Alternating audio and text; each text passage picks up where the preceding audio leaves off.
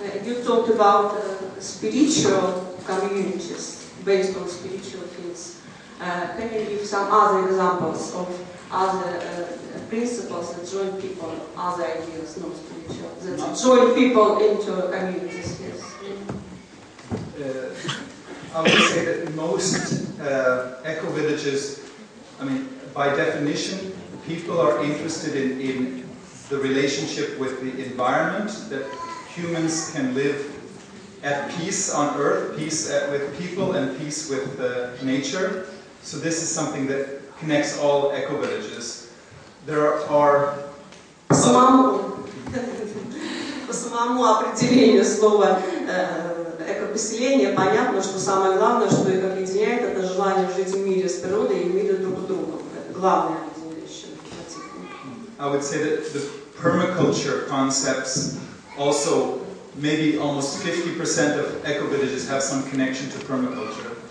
Кроме того, вот концепция пермакультуры, практически 50% экопоселений принимают эту концепцию, объединяются на ее основе. Sometimes even political ideology connects an eco-village. For example, Niederkaufungen in Germany, it's very clearly a left-wing eco-village. Иногда даже политические мотивы объединяют людей в поселении, как приведенный пример с поселением в Германии, где люди практически собрались все левого толка, левого крыла. Two questions here. Сколько вообще поселений сейчас в Швеции существует, и многие из них открыты для посетителей? How many eco-villages do you have in Sweden, and are they open for visiting? We have 33 established eco-villages and about 22 eco-village initiatives, so more than 50 places. У нас 33 уже созданных поселений, 22 планируются, то есть в общей сложности больше 50. And in the afternoon session I will talk more about how it's possible to visit them. It's a process that is ongoing of opening the eco-villages for visits. But I'll talk about that in the afternoon. Мы поговорим об этом после обеда. Это целый процесс, как открыть экопоселение для посетителей. И об этом разговор в следующей сессии. Two questions, Blue and then. Вопрос еще раз по мировоззрению такой, что имеет ли какое-то значение, да, для поселения Европы идея родовых поместьев и книги Мигре, и получила ли на этом распространение? Извините, я не расслышала. Какой вопрос? Идея о родовом поместье из книг Владимира Мигре, получила ли она распространение в поселениях, имеет ли она значение для последствий? Книги Владимира Мигре? Да. It's again a whole to your question. Do you know about books of Vladimir Migre, and is it widespread eco-villages or not? Yes, of course. I think everyone in eco-village movement knows about the Migre books. I would say, of course, the Anastasia movement is strongest in Russia, but it's also very strong in all of Eastern Europe. And even in Western Europe you find Anastasia eco-villages. I'm originally from California, and even in California we have Anastasia eco-villages. So... Да, конечно, все знают о книгах Владимира Мигре, и движение Анастасия распространено, как ни странно, не только в Восточной Европе, но даже и в Западной. И вот что для меня удивительно, он сказал, что он изначально приехал из Калифорнии, и даже там есть такое поселение, которое знакомо с этим движением Анастасия.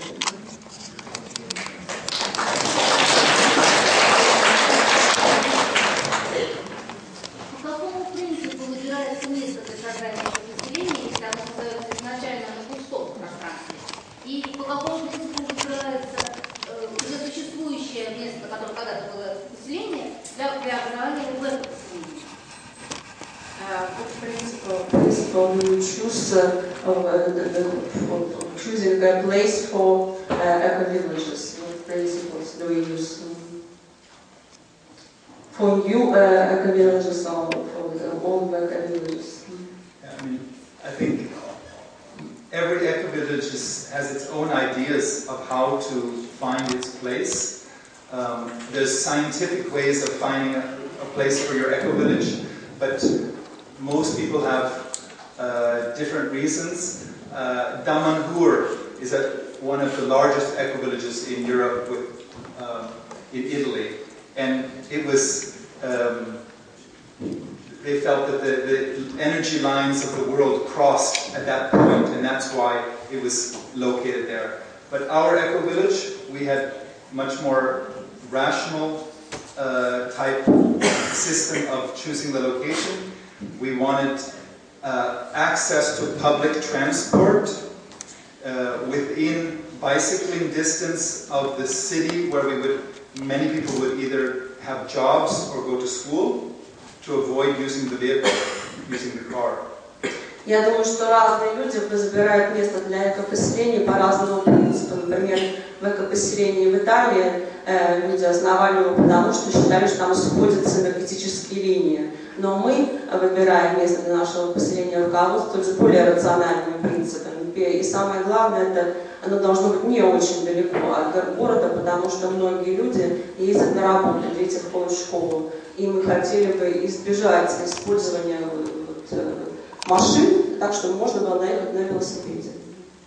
One of the biggest differences between Russia and eco-villages in Western Europe is the price of land.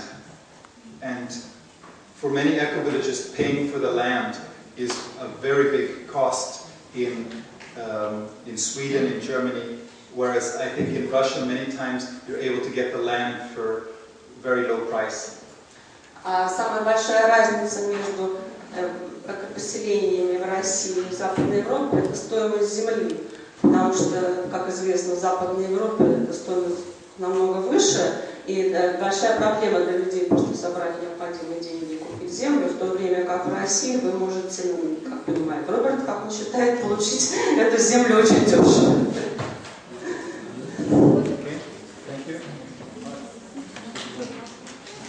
Но последний вопрос, мы немножко уходим. Как решается вопрос обучения детей? То есть поступают ли они в высшее учебное заведение? Или остаются в других поселениях, отгораживаются от мира? И если успеем, то решится обслуживание. How do you solve the problem of education and healthcare? Do the children from eco-villages enter high institutions? I mean, I think that many eco-villages have actually some sort of school in the eco-village. This is one way of creating jobs in the eco-village. In some cases, at least there's daycare in the eco-village, and maybe they create some sort of special school in the eco-village. I would say that a number have schools in the eco-village so that people come from the nearby town to the eco-village for education, because sometimes the eco-village is more educated people than in the surrounding area. В очень многих экопоселениях есть школы, причем, как считает Роберт, эти школы настолько хорошие, что не только дети из экопоселений туда ходят, но и многие дети из ближайших деревень, обычных деревень, не экопоселений, или городков ходят в эти школы, потому что в экопоселениях люди собрались более образованные. But the question was about high institutions, universities. Can children from eco-villages enter the universities? So already from our eco-village, 2 people have entered university, children. Даже из моего экопоселения 2 детей уже поступили в университет. I think there can be strong connections between, and it's very important to make a connection between university and eco-village. So our eco-village, we have cooperation with maybe 5 universities. So students are coming to do master's research in the eco-village. There's students doing practical work in the eco-village, internships. Я думаю, очень важно, чтобы у экопоселений была связь с университетами. Наше экопоселение имеет сильные связи с 5 университетами. Так что студенты из университетов приезжают и делают свои практические работы в экопоселении, проводить какие-то исследования, писать потом отчеты по поводу этих исследований. Это очень важный момент, связь экопоселений и университетов. Thank you.